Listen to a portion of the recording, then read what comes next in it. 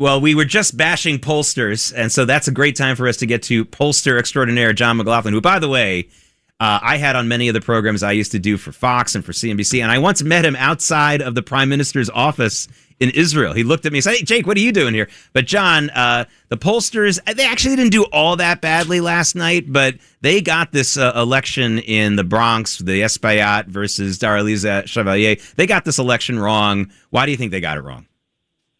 He should have called me. I would have told you that he was going to lose. They got it wrong because they didn't have you in there. That's why. That's a good answer. Wait. But we should have called them before the election. It can't be a Monday morning quarterback. Is that what they call it? Yeah. Well, Wednesday morning quarterback today, yeah. Yeah. Tell us about polling.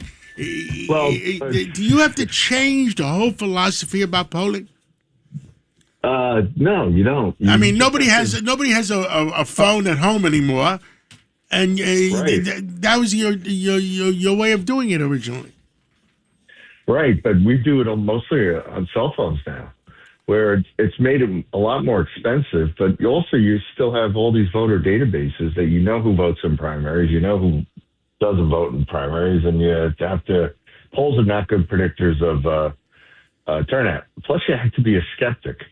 Like I do have an MBA in quantitative methods. I went to Fordham University for that, and you have to look at a poll and say what's wrong with this poll before you give it to a client, and see what's going on. I mean, last night the good thing for me was I'm working for Michael Petrie in Long Island, and he won his primary decisively, and he'll be facing off with Tom Suozzi. And Janine Driscoll's a client, and she's going to be facing off against Laura Gillen in the 4th congressional. I voted for her last night. I voted for Janine last night. I was the last guy at my polling place in Nassau County. They were closing the doors, but they were happy to see me. I guess they were lonely.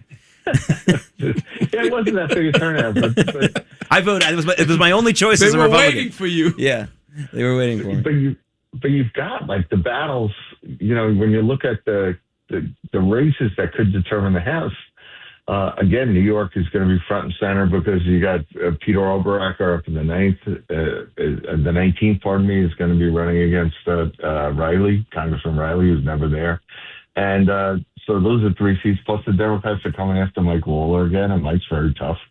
And Mike really, you talk about somebody who works really hard. I mean, even Donald Trump calls him Mr. Salt because he got the salt deduction restored for New York taxpayers. So New York's going to be. There's going to be a lot of advertising on WABC. Yeah. We're speaking with John McLaughlin, the pollster extraordinaire. He's a frequent guest on a number of WABC programs, very often on the Kudlow Show. But John, there's another aspect to these victories. Obviously, the breaking news this morning, we can't bury it, and Fernando rightfully congratulated Zohar Mamdani for his effectiveness. I don't like anything he stands for, but you can't deny the guy's out there and working. These socialist candidates that he endorsed all won, including the Chevalier up in the Bronx beating Espaillat. Right. Claire Valdez wins. Brad Lander wins. But, John, if you're a Republican, maybe you're looking at this nationally and thinking this isn't the worst result, because now in swing states like Pennsylvania, Wisconsin, maybe in Virginia, you can point to these results and say, you can't vote for someone who's in the same team as these crazy people, right? I mean, you got to campaign off of these results, don't you? I think the big winner was Bruce Blakeman. I mean, full disclosure, I work for Bruce. I've always worked for Bruce, and the key factor here is you got Kathy Hochul endorse these other candidates, and they got run over by Zohar Mamdani, who she endorsed. She helped create this guy, and his policies. When you look at the bigger picture of New York State politics or national politics, what you've got is the Republican Party is now the party of the working class. Donald Trump has totally transformed it. That's what John was just saying. Yeah. Yes, has moved into the Republican Party. In converse reaction to that, the elite kind of socialist, big government socialist elites have moved into the Democrat Party, and they are the tail wagging the dog. I mean, John, you used to be friends with Ray Harding in the Liberal Party in New York. They don't exist anymore. I mean, I was friends with everybody because I believe in the word communications. But I mean, it's getting harder because it's getting, I guess, extremism. I used to say extremism in any direction. Extremism on the right or extremism on the left is wrong, and people should have communications. And it's getting harder and harder. By the way, we have a new arrival in the studio right now. We have Judge Richard Weinberg, a common sense Democrat. You've been a Democrat for how many years? 78 years? Something like that, but who's counting? That's it. You just ruined his whole dating profile. That's right. 77? Well, I'm in competition now with Jake for the 80-year-old ladies. Yeah. Okay. Good. Yeah. Listen, the 80-year-old ladies have loved me since I was a kid in rightfully Shul, so. and that's the way it goes. And now you're going for them. Yeah. No, I'm not going for them. Come on, Jake. I relate to them. John. So John McLaughlin. Let me ask you this question. So I'm a Democrat. The last of the common sense Democrats are David Patterson and me, I guess, in this state. What do we do about the future of the Democratic Party, or is it time for people like me and David to bail out of this party because it's destroying this country? Well, if Dershowitz did it, what are you waiting for? Well, you're gonna have to vote for some Republicans. By the way, that's easy. That's easy, John. See, and because it's the bad part is these Democrats, the socialists, the Mandami, the big government Mandami socialists, they don't want to just tell you what to do. They want to take over your food stores and run it. They want to take your real estate. I mean, think about how many homeowners there are, property owners in New York City, that they're threatening that they might take their property. And once you start taking people's property in the United States, then we're not a capitalist society anymore. The American dream is still to get a house and a home. And Donald Trump today is signing a bipartisan bill that passed the Congress yesterday to increase housing and make it more affordable to buy housing in the United States. And ultimately, when you think about the average age, so people know, the average age of buying houses is what was it? 41. Over 41. Yeah. It used to be like 29, and part of it is because the interest rates, which we're going to go down now that we got, Powell is gone. Now, in addition, I was with Secretary Besson last night. The other statistic was that we used to have 6 million new homes being sold. Right now, it's only 4 million. I mean, that is horrible. But before, we got about 6 more minutes on the air before we have to take a break. And, John, the most important thing is give us the national perspective of what what happened. I saw President Trump's truths or tweets or whatever you want to call them. And there was a lot of big victories around the nation. So let's not be depressed about what's happening in New York City. We are depressed, but tell us about what happened in the country.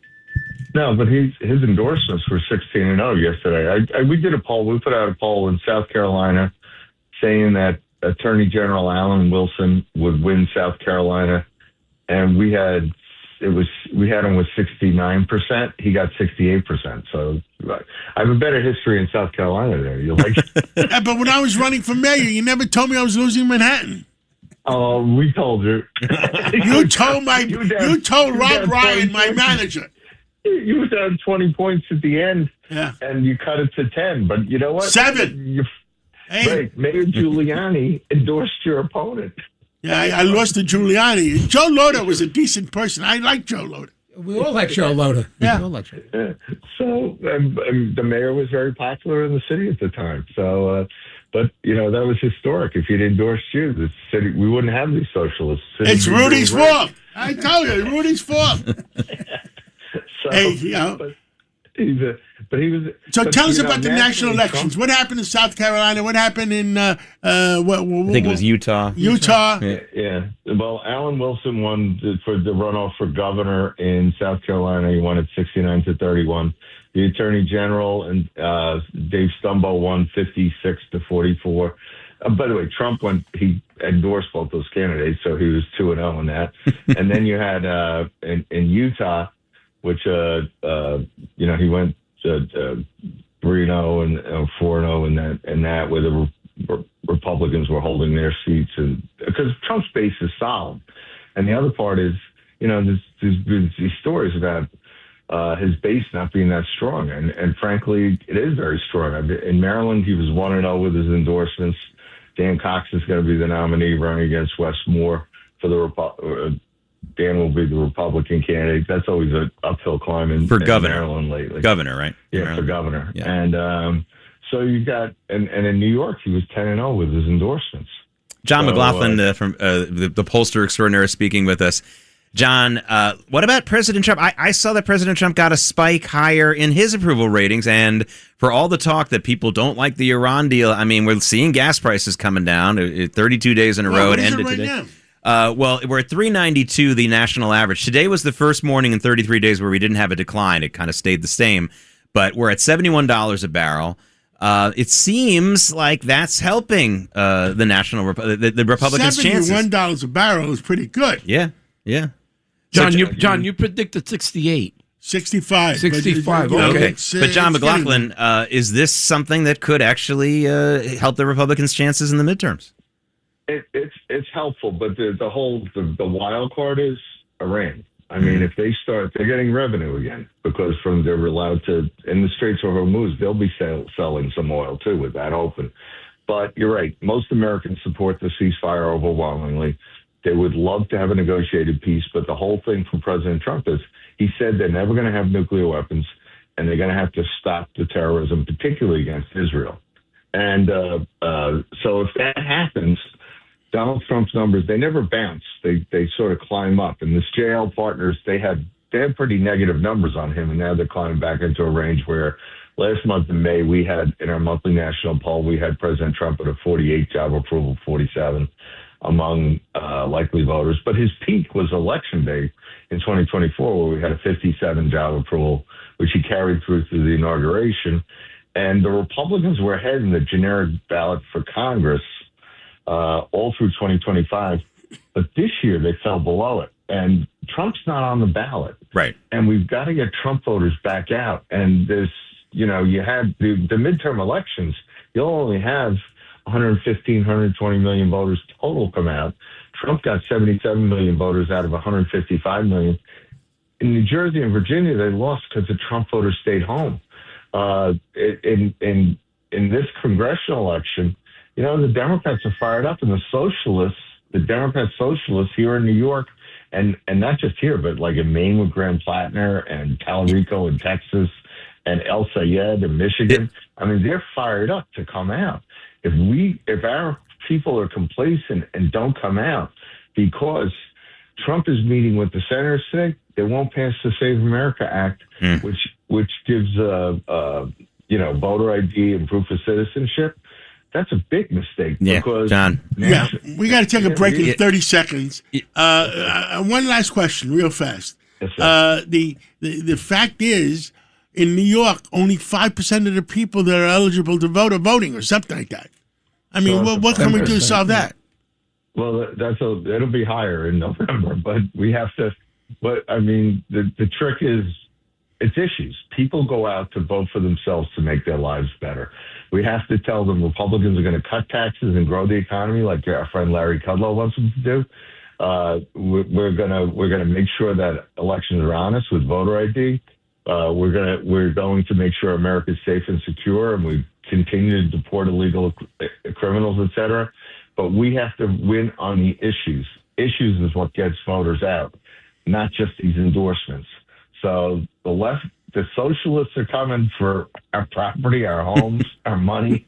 We got to make sure that we tell the voters there's a choice, and the Republicans are there to defend, cut taxes. Well, John McLaughlin, the sponsors are coming for us now. Thanks, John McLaughlin, pollster extraordinaire. We're going to take a break. John, thank you for. Sorry I woke you up, but thank you for coming on. I was awake. I was listening. All right. Thanks, John.